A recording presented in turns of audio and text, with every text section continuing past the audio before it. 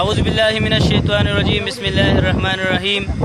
ستاسو ملګری ستاسو ورور شرباز خان په دغه تمه په دغه هیله ټول ملګري به روغ جوړ او د ژوند نه به ښه ډېر مزې اخلئ.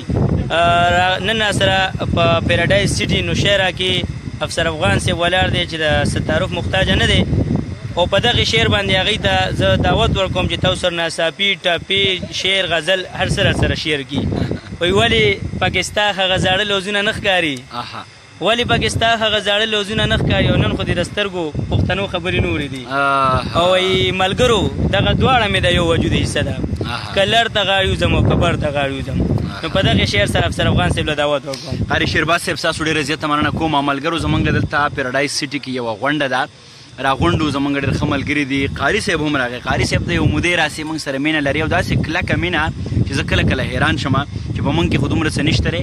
دا د دیو اعلی ظرفي ده، دا د دیو شعر شناسي ده، دا د دیو سخنوري ده چې راځي او مینه پاشي.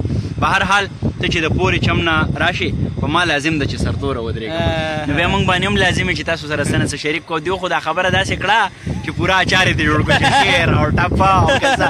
او بهرحال موږ سره چې هم څه درغریبي موږ چاته نه ویو.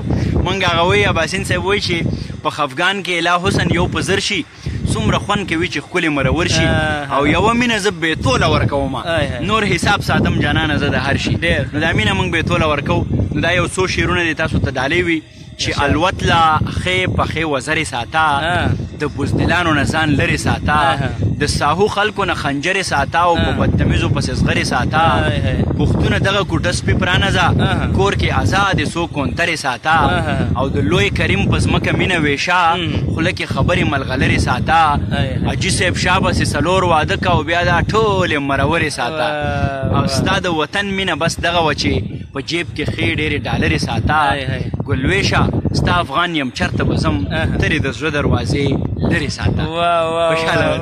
زمونږ بابي ته هم پکې چې کوم دی یو میسج لاړو.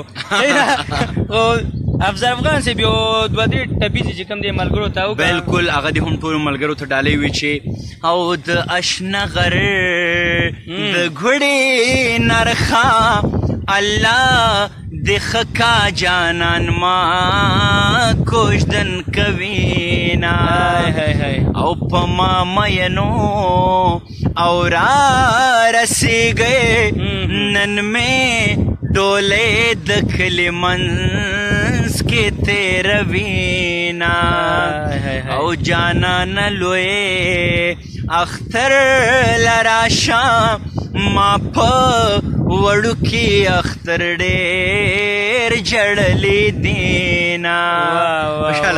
ډېره مهرباني ده. موږ سره افسر افغان صاحب په دغې شعر در اجازت غواړم چې څوک ځان کافر کې ستا ښکلا پسې خبرې کوي او چا دې د حسن په مذهب باندې ایمان نه وړی. والسلام.